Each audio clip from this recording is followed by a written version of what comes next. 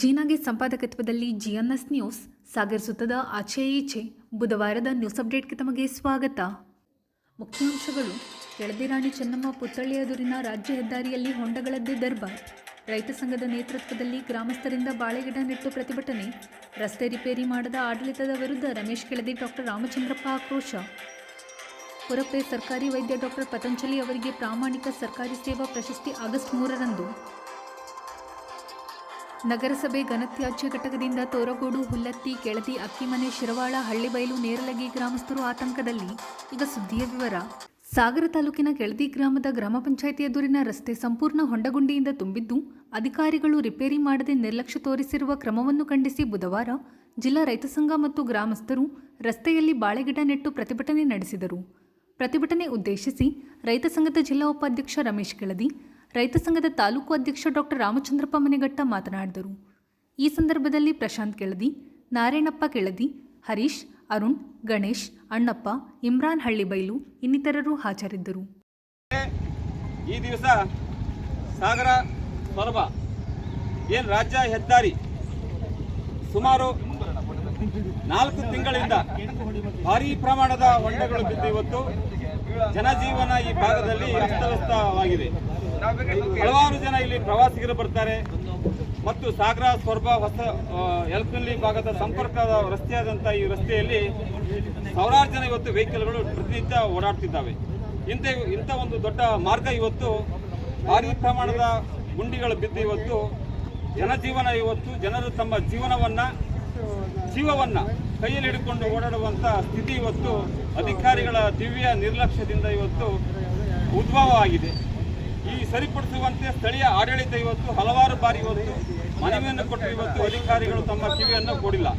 ಹಾಗೂ ಸರ್ಕಾರಗಳು ಇವತ್ತು ಸ್ಥಳೀಯ ಆಡಳಿತ, ತಾಲೂಕ್ ಪಂಚಾಯತ್ ಇರ್ಬೋದು, ಜಿಲ್ಲಾ ಪಂಚಾಯತ್ ಇರ್ಬೋದು, ಆಡಳಿತ ವ್ಯವಸ್ಥೆ ಚುನಾವಣೆ ಮಾಡದೆ ಇವತ್ತು ಜನಪ್ರತಿನಿಧಿಗಳು ಇವತ್ತು ಕೊರತೆಯಿಂದ ಇವತ್ತು ಇಂಥ ಸಮಸ್ಯೆ ಇವತ್ತು ಉದ್ಭವವಾಗಿದೆ ಅಂತ ಹೇಳಲಿಕ್ಕೆ ನನಗೆ ಇವತ್ತು ಬೇಸರ ಆಗ್ತಿದೆ. ಯಾಕಂದ್ರೆ ಇವತ್ತು ಸ್ಥಳೀಯ ಆಡಳಿತ ಇವತ್ತು ಸಾಗರ ಸೊರಬ ಏನು ರಾಜ್ಯ ಹೆದ್ದಾರಿ ಸುಮಾರು 4 ತಿಂಗಳಿಂದ ಭಾರೀ ಪ್ರಮಾಣದ ಹೊಂಡಗಳು ಬಿದ್ದು ಇವತ್ತು ಜನಜೀವನ ಈ ಭಾಗದಲ್ಲಿ ಅಸ್ತವ್ಯಸ್ತವಾಗಿದೆ. ಹಲವಾರು ಜನ ಇಲ್ಲಿ ಪ್ರವಾಸಿಗರು ಬರ್ತಾರೆ ಮತ್ತು ಸಾಗರ ಸೊರಬ ಹೊಸ ಯಲಕನಹಳ್ಳಿ ಭಾಗದ ಸಂಪರ್ಕದ ರಸ್ತೆಯಾದಂಥ ಈ ರಸ್ತೆಯಲ್ಲಿ ಸಾವಿರಾರು ಜನ ಇವತ್ತು ವೆಹಿಕಲ್ಗಳು ಪ್ರತಿನಿತ್ಯ ಓಡಾಡ್ತಿದ್ದಾವೆ. ಇಂಥ ಒಂದು ದೊಡ್ಡ ಮಾರ್ಗ ಇವತ್ತು ಭಾರೀ ಪ್ರಮಾಣದ ಗುಂಡಿಗಳು ಬಿದ್ದು ಇವತ್ತು ಜನಜೀವನ ಇವತ್ತು ಜನರು ತಮ್ಮ ಜೀವವನ್ನ ಕೈಯಲ್ಲಿ ಹಿಡಿದುಕೊಂಡು ಓಡಾಡುವಂತ ಸ್ಥಿತಿ ಇವತ್ತು ಅಧಿಕಾರಿಗಳ ದಿವ್ಯ ನಿರ್ಲಕ್ಷ್ಯದಿಂದ ಇವತ್ತು ಉದ್ಭವ ಆಗಿದೆ. ಈ ಸರಿಪಡಿಸುವಂತೆ ಸ್ಥಳೀಯ ಆಡಳಿತ ಇವತ್ತು ಹಲವಾರು ಬಾರಿ ಇವತ್ತು ಮನವಿಯನ್ನು ಕೊಟ್ಟು ಇವತ್ತು ಅಧಿಕಾರಿಗಳು ತಮ್ಮ ಕಿವಿಯನ್ನು ಕೊಡಿಲ್ಲ.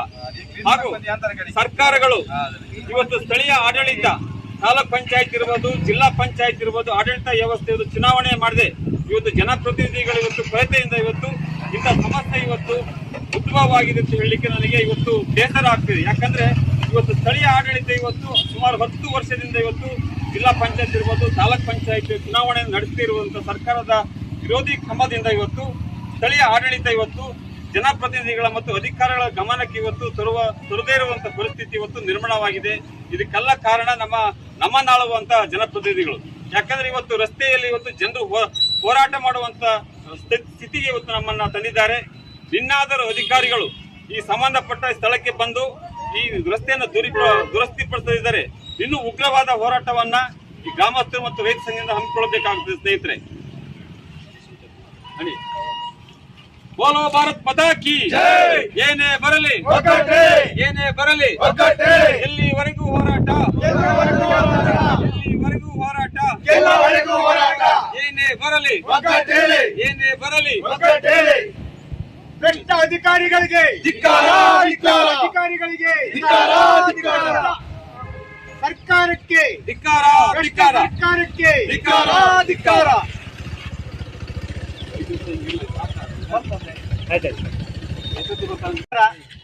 ಸ್ನೇಹಿತರೆ, ಈಗ ನಮ್ಮ ಜಿಲ್ಲಾ ಉಪಾಧ್ಯಕ್ಷರು ಹೇಳಿದಂಗೆ ಇದು ನಮ್ಮ ರಾಜ್ಯದ ಅಷ್ಟೇ ಅಲ್ಲ, ಇಲ್ಲಿ ಇರುವುದು ಕೆಳದಿ ಚೆನ್ನಮ್ಮನ ದೇವಸ್ಥಾನ, ಕೆಳದಿ ರಾಮೇಶ್ವರ ದೇವಸ್ಥಾನ, ಇದು ನಮ್ಮ ಇಡೀ ದೇಶಕ್ಕೆ ನಮ್ಮ ಕರ್ನಾಟಕದಲ್ಲಿ ಹಿಸ್ಟಾರಿಕಲ್ ಪ್ಲೇಸ್ ಆಗಿದೆ. ಇಲ್ಲಿ ಪ್ರತಿ ದಿವಸನೂ ಕೂಡ ನೂರಾರು ಜನ ಬರ್ತಾರೆ, ಬಂದು ನೋಡ್ಲಿಕ್ಕೆ ವಿಸಿಟ್ ಕೊಂಡು ಬರ್ತಾರೆ. ಅಂತ ಒಂದು ಸ್ಥಳದಲ್ಲಿ ನಮಗೆ ನಾಚಿಕೆ ಆಗುತ್ತೆ. ಇಲ್ಲಿ ಎದುರು ನೋಡಿ, ಎದುರಿಗಿಲ್ಲಿ ರಾಣಿ ಚೆನ್ನಮ್ಮನ ಒಂದು ಸ್ಟ್ಯಾಚು ಇದೆ. ಇಂಥ ಜಾಗದಲ್ಲಿ ಇಲ್ಲಿ ನೂರಾರು ಹುಲ್ಲಿಗಳು ಬಿಟ್ಟು ಇಲ್ಲಿ ಪ್ರತಿ ದಿವಸನೂ ಒಂದಲ್ಲ ಎರಡು ಆಕ್ಸಿಡೆಂಟ್ ಇದ್ದಾವೆ. ಬೈಕ್ ಬಿಡ್ತವೆ, ಕಾಸು ಬಿಡ್ತವೆ. ಒಂದು ಮನೆ ಒಬ್ಬ ಚಕ್ಕೋಡು ಹುಡುಕೋದು ಕಾಲು ಮುಕ್ಕೊಂಡಿದೆ. ಎಷ್ಟು ಹೇಳ್ಕೊಂಡು ನಮ್ಮ ಅತ್ತಿ ಇವ್ರದ್ದು ಏನೋ ನಮ್ಮ ಆಡಳಿತ ವರ್ಗದವರ ನಿರ್ಲಕ್ಷ್ಯದಿಂದ ರೋಡ್ ಆಗ್ತಾನೆ ಇಲ್ಲ. ಆದಷ್ಟು ಬೇಗ ಇದು ಆಗಬೇಕು. ಇದು ನಿಲ್ಲುವುದಾಗ ನಾವು ಹೊರ ನಿಲ್ಸೋದಿಲ್ಲ. ಇಷ್ಟು ಹೇಳಿ ನಾವು ಮತ್ತೆ ನಾಣಪ್ಪವ್ರು ಮಾತಾಡ್ತೀನಿ. ಬೋಲೋ ಭಾರತ್ ಮಾತಾ ಕಿ. ವೈದ್ಯಾಧಿಕಾರಿ ಡಾಕ್ಟರ್ ಪತಂಜಲಿ ಕೆವಿ ಅವರಿಗೆ 2025-26ನೇ ಸಾಲಿನ ಲೋಕಹಿತಂಕರ ಎಸ್ ವೆಂಕಟರಮಣ ಆಚಾರ್ ಪ್ರಾಮಾಣಿಕ ಸರ್ಕಾರಿ ಸೇವಾ ಪ್ರಶಸ್ತಿಯನ್ನು ಆಗಸ್ಟ್ 3ರಂದು ಮಧ್ಯಾಹ್ನ 4ಕ್ಕೆ ಪುರಪ್ಪೆಮನೆಯ ಉಮಾಮಹೇಶ್ವರಿ ದೇವಸ್ಥಾನ ಸಭಾಂಗಣದಲ್ಲಿ ಪ್ರದಾನ ಮಾಡಲಾಗುತ್ತದೆ ಎಂದು ವೆಂಕಟರಮಣ ಆಚಾರ್ ಶಿಷ್ಯ ಬಳಗದ ಪ್ರಧಾನ ಸಂಚಾಲಕ ಮಾಸನಂಜುಂಡಸ್ವಾಮಿ ತಿಳಿಸಿದರು. ಬುಧವಾರ ಸುದ್ದಿಗೋಷ್ಠಿಯಲ್ಲಿ ಅವರು ಮಾತನಾಡುತ್ತಿದ್ದರು. ಬಳಗದ ಸಂಚಾಲಕ ವಿ ಶಂಕರ್ ಮಾತನಾಡಿದರು. ಗೋಷ್ಠಿಯಲ್ಲಿ ವೈಮೋಹನ್, ಗಂಗಾಧರ್, ಎಸ್ ಬಸವರಾಜ್ ಹಾಜರಿದ್ದರು. ವಿಶೇಷವಾಗಿ ಲೋಕೋಪಯೋಗಿ ಇಲಾಖೆಯಲ್ಲಿ ಭಾಳ ವರ್ಷಗಳ ಕಾಲ ಕೆಲಸ ಮಾಡಿ ಕೈಯನ್ನು ಶುದ್ಧವಾಗಿಟ್ಟುಕೊಂಡು ಭ್ರಷ್ಟರಿಗೆ ಸಿಂಹಸಪ್ಪನವಾಗಿದ್ದಂಥ ಮತ್ತು ಆಪತ್ತು ಕಾಲದಲ್ಲಿ ಮತ್ತು ಸಂದಿಗ್ಧ ಪರಿಸ್ಥಿತಿಯಲ್ಲಿದ್ದಂಥ ನೌಕರಿಗೆ ಮತ್ತು ಸಾರ್ವಜನಿಕರಿಗೂ ಕೂಡ ಸರ್ಕಾರದಿಂದ ಸಿಗಬೇಕಾದಂಥ ಸೌಲಭ್ಯಗಳ ಬಗ್ಗೆ ಪ್ರಾಮಾಣಿಕವಾಗಿ ಕಾನೂನಾತ್ಮಕವಾಗಿ ಕೂಡ ಹೋರಾಟ ಮಾಡಿ ಕೊಡಿಸಿದಂಥ ವ್ಯಕ್ತಿ ನಮ್ಮ ಸಾಗರ ತಾಲೂಕಲ್ಲಿ ವೆಂಕಟರಮಣ ಆಚಾರ್ ಅವರು. ವೆಂಕಟರಮಣ ಆಚಾರ್ ಅವರು ಯಾಕೆ ನಮಗೆ ವಿಶೇಷ ಆಗ್ತಾರೆ ಅಂದ್ರೆ ಇವರಿಗೆ ಇತ್ತೀಚಿನ ದಿನಗಳಲ್ಲಿ ನಾವೆಲ್ಲ ಪತ್ರಿಕೆಗಳಲ್ಲಿ ನೋಡ್ತಾ ಇದೀವಿ. ಪ್ರತಿ ವಾರದಲ್ಲೂ ಕೂಡ ಒಂದಿಷ್ಟು ಜನ ಭ್ರಷ್ಟ ಸರ್ಕಾರಿ ಅಧಿಕಾರಿಗಳು, ನೌಕರರು ಲೋಕಾಯುಕ್ತ ಬಲೆಗೆ ಸಿಕ್ ಬೀಳ್ತಾ ಇದ್ದಾರೆ. ಹಾಗಾಗಿ ಪ್ರಸ್ತುತ ನಮಗೆ ವೆಂಕಟರಮಣ ಆಚಾರ್ ಅಂತವರು ಬಹಳ ಮುಖ್ಯ ಆಗ್ತಾರೆ. ಮತ್ತು ಇವತ್ತಿನ ಈ ಯಂಗ್ ಜನರೇಷನ್ಗೆ ಏನಾಗಿದೆ, ನಮಗೆ ಈ ಬರುವಂತ ಏನು ನೌಕರಿಗೆ ಬಹಳ ಬೇಗ ಅವರು ರಾತ್ರಿ ಬೆಳಗಾಗದೊಳಗೆ ಕೋಟ್ಯಾಧಿಪತಿಗಳಾಗಬೇಕು ಅನ್ನುವಂಥ ಹಂಬಲ ಏನಿದೆ, ಅದು ಹಣದ ಹಪಾಹಪಿ ಏನಿದೆ, ಇದು ಬಹಳ ಅತ್ಯಂತ ನಮ್ಮ ಪ್ರಾಮಾಣಿಕ ಸರ್ಕಾರಿ ನೌಕರಿಗೆ ಮತ್ತು ಸರ್ಕಾರಿ ನೌಕರ ಸಂಘಕ್ಕೂ ಕೂಡ ಇದು ಬಹಳ ದೊಡ್ಡ ಕಳಂಕ. ಹಾಗಾಗಿ ವೆಂಕಟರಮಣ ಆಚಾರ್ ಅಂತವರು ಈ ತಾಲೂಕಲ್ಲಿ ಇದ್ರು ಮತ್ತು ಸರ್ಕಾರಿ ನೌಕರಿಯಲ್ಲಿ ಇದ್ರು ಅನ್ನುವಂಥ ಬಸವರಾಜ್ ಮೇಲ್ ಬನ್ನಿ, ಈ ಸರ್ಕಾರಿ ನೌಕರಿಲಿ ಇದ್ರು ಅನ್ನುವಂಥದ್ದನ್ನ ನಮ್ಮ ಈಗಿನ ಜನರೇಷನ್ಗೆ ತೋರಿಸ್ಕೊಡ್ಬೇಕು ಅನ್ನುವಂಥ ದೃಷ್ಟಿಯಿಂದ ನಾವು ಪ್ರತಿ ವರ್ಷ ನಮ್ಮ ಸರ್ಕಾರಿ ನೌಕರಿಗೆ ಅವರ ಹೆಸರಿನಲ್ಲಿ ಒಂದು ಪ್ರಶಸ್ತಿಯನ್ನ ನಾವು ಕೊಡುವಂತ ಕೆಲಸ ಮಾಡ್ತಾ ಇದ್ದೀವಿ. ಲಾಸ್ಟ್ ಇಯರ್ ನಾವು BO ನಮ್ಮ ಪರಶುರಾಮ್ ಅವರಿಗೆ ಕೊಟ್ಟಿದ್ದು, ಎಲ್ಲರೂ ಕೂಡ ಬಹಳ ತುಂಬಾ ಅಪ್ರಿಸಿಯೇಷನ್ ಮಾಡಿದ್ರು. ಈ ವರ್ಷ ನಾವು ಈ ಪುರಪ್ಪೆ ಮನೆ ಅಂದ್ರೆ ಹೊಸನಗರ ಮತ್ತು ಸಾಗರದ ಮಧ್ಯೆ ಇರ್ತಕ್ಕಂಥ ಪುರಪ್ಪೆ ಮನೆಯ ಡಾಕ್ಟರ್ KV ಪತಂಜಲಿ ನಮ್ಮ ಏನು ಆಯುರ್ವೇದಿಕ್ ಮೆಡಿಕಲ್ ಆಫೀಸರ್ ಆಗಿದ್ದಾರೆ, ಅವರಿಗೆ ಈ ಸಲ ಆ ಪ್ರಶಸ್ತಿಯನ್ನ ಕೊಡಲಾಗ್ತದೆ. ಅವತ್ತಿನ ದಿವಸ ಆ ಕಾರ್ಯಕ್ರಮದಲ್ಲಿ ಉದ್ಘಾಟನೆಯನ್ನ ಸನ್ಮಾನ್ಯ ಶ್ರೀ ಗೋಪಾಲಕೃಷ್ಣ ಬೇಳೂರು ಅವರು, ಮಾನ್ಯ ಶಾಸಕರು ಹಾಗೂ ಅಧ್ಯಕ್ಷರು, ಕರ್ನಾಟಕ ರಾಜ್ಯ ಅರಣ್ಯ ಕೈಗಾರಿಕಾ ಅಭಿವೃದ್ಧಿ ನಿಗಮ ಅವರು ಅದನ್ನ ಉದ್ಘಾಟನೆ ಮಾಡ್ತಾರೆ. ಮತ್ತು ಅಭಿನಂದನೆಯನ್ನ ಸನ್ಮಾನ್ಯ ಶ್ರೀ ಈ ನಮ್ಮ ಸಾಗರ ಶಿವಮೊಗ್ಗ ಜಿಲ್ಲೆ ಅಭಿವೃದ್ಧಿ ಅಧಿಕಾರಿಗಳು ಮತ್ತು ಮಾಜಿ ಸಭಾಪತಿಗಳು ಮತ್ತು ನಮ್ಮ ಇಲ್ಲಿಯ ಶಾಸಕರಾಗಿರ್ತಕ್ಕಂಥ ಮಾಜಿ ನಾವು ಹೊರತಾಗಿಯೂ ಕೂಡ ವೆಂಕಟರಮಣ ಆಚಾರ್ ಅವರ ಹಿತೈಷಿಗಳು, ಅಭಿಮಾನಿಗಳು ಇದ್ದಾರೆ. ಅವರು ಯಾರ್ಯಾರಿಗೆ ಆಸಕ್ತಿ ಇದೆ ಅವರು ಕೂಡ ನಮ್ಮ ಜೊತೆ ಕೈ ಜೋಡಿಸ್ಕೋಬಹುದು. ಈ ನಮ್ಮ ಉದ್ದೇಶ ಇಷ್ಟೇ, ಪ್ರಾಮಾಣಿಕ ನೌಕರನ್ನ ಗುರುತಿಸಿ ಅವರನ್ನ ಗೌರವಿಸಬೇಕು ಅನ್ನುವಂಥದ್ದು ನಮ್ಮ ಉದ್ದೇಶ.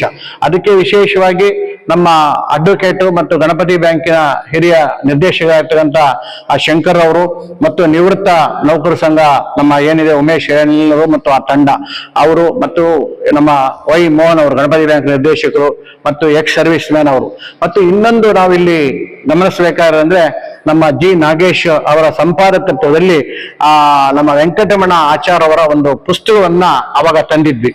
ಆ ಪುಸ್ತಕ ಅದಷ್ಟು ಮಾರಾಟವಾಗಿ ಈಗ 2ನೇ ನಮ್ಮ ಆವೃತ್ತಿಯನ್ನು ಕೂಡ ನಾವೀಗ ಮುದ್ರಣಕ್ಕೆ ಕಳಿಸಿದ್ದೀವಿ. ಅದು ಕೂಡ ಬಿಡುಗಡೆ ಕಾರ್ಯಕ್ರಮವನ್ನು ಕೂಡ ನಡೀತಾ ಇದೆ. ಅದು ಜಿ ನಾಗೇಶ್ ಸಂಪಾದಕತ್ವದಲ್ಲಿ ಮಾಡಿರ್ತಕ್ಕಂಥ ಅವರ ಜೀವನ ಚರಿತ್ರೆಯ ಪೂರ್ತಿ ಕಾರ್ಯಕ್ರಮದ್ದು. ಹಾಗಾಗಿ ನಾನು ನಿಮ್ಮಲ್ಲಿ ಪ್ರಾರ್ಥನೆ ಮಾಡೋದು ಇಷ್ಟೇ, ದಯಮಾಡಿ ತಾವೆಲ್ಲರೂ ಕೂಡ ಅವತ್ತಿನ ದಿವಸ ಬರಬೇಕು. ಆ ಕಾರ್ಯಕ್ರಮಕ್ಕೆ ಎಲ್ಲರೂ ಕೂಡ ಸಹಕಾರ ನೀಡಬೇಕು ಅನ್ನೋದನ್ನ ಈ ಸಂದರ್ಭದಲ್ಲಿ ನೇತೃತ್ವದಲ್ಲಿ ಈ ಕಾರ್ಯಕ್ರಮ ಆಯೋಜಿಸಿದ್ವಿ. ಪ್ರಾಮಾಣಿಕ ನೌಕರರು ಬಹುಶಃ ಮುಂದೆ ನಮ್ಗೆ ಸಿಗೋದು ಕಷ್ಟ ಆಗಬಹುದು. ಈಗ ಈ ಬಾರಿ ನಮ್ಗೆ ಪತಂಜಲಿ ಅವರು ಸಿಕ್ಕಿದ್ದಾರೆ. ಇದು ಸಾರ್ವಜನಿಕ ಅಭಿಪ್ರಾಯ, ನಾವು ಯಾವುದೇ ರೆಕಮೆಂಡೇಶನ್ ಅಥವಾ ವಸೂಲಾತಿ ಅಥವಾ ಇನ್ನು ಬೇರೆ ಏನು ಆಮಿಷಕ್ಕೆ ಏನು ಒಳಗಾಗೋ ಪ್ರಶ್ನೆ ಇಲ್ಲ. ಯಾರು ಪ್ರಾಮಾಣಿಕರಿದ್ದಾರೆ ಅನ್ನೋ ಕಾರಣಕ್ಕೆ ನಮ್ ಗಮನಕ್ಕೆ ಗೊತ್ತು ಅಂಥದ್ದು ಕೊಟ್ಟು ಒಂದು ಗೌರವ ಅರ್ಪಣೆ ಮಾಡೋದು. ಇದ್ರ ಮೂಲಕ ಏನಂದ್ರೆ ನೌಕರರು ಕೂಡ ಪ್ರಾಮಾಣಿಕವಾಗಿ ನಡೀಲಿ ಮುಂದಿನ ದಿನಗಳಲ್ಲಿ ಅನ್ನೋದು ಒಂದು ನಮ್ಮ ಅಭಿಲಾಷೆ, ಅಷ್ಟು ಬೇರೆ ಇನ್ನೇನಿಲ್ಲ. ಹಾಗಾಗಿ ನಾವು ವೆಂಕಟರಮಣಾಚಾರ್ಯ ಅವರಿಂದ ತುಂಬಾ ಪ್ರಾಮಾಣಿಕತೆಯನ್ನು ಕಲ್ತಿದ್ದೀವಿ, ನಮ್ಗೆ ತುಂಬಾ ಮಾರ್ಗದರ್ಶನ ಮಾಡಿದ್ದಾರೆ. ಹಾಗಾಗಿ ಅವರ ನೆನಪುಗೋಸ್ಕರ ಈ ಕಾರ್ಯಕ್ರಮ ಮಾಡ್ತಾ ಇದ್ದೀವಿ. ಹಾಗಾಗಿ ದಯಮಾಡಿ ಈ ಕಾರ್ಯಕ್ರಮಕ್ಕೆ ನೀವೆಲ್ಲರೂ ಬರಬೇಕು.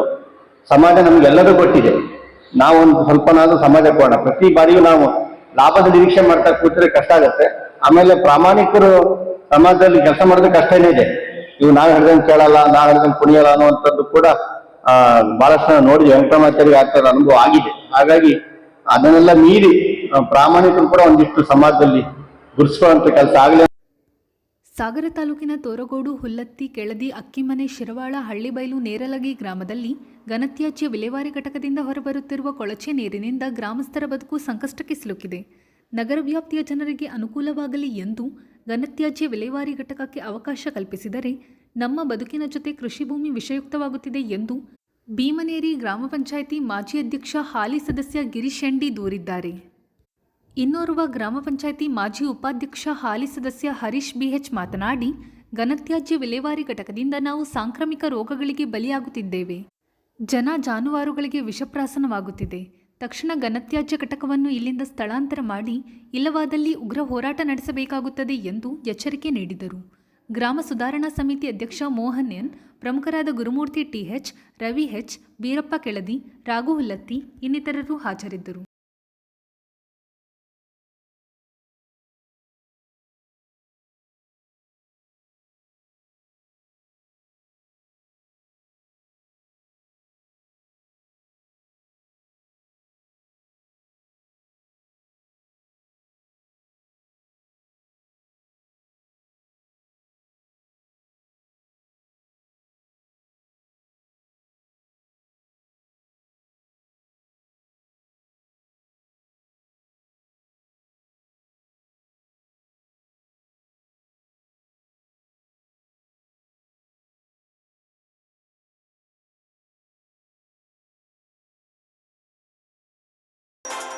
ಇದು ಬುಧವಾರದ ಸಮಗ್ರ ಸುದ್ದಿ. ನಿರಂತರ ಸುದ್ದಿಗಾಗಿ ನೋಡ್ತಾ ಇರಿ GNS ನ್ಯೂಸ್. ನಮಸ್ಕಾರ.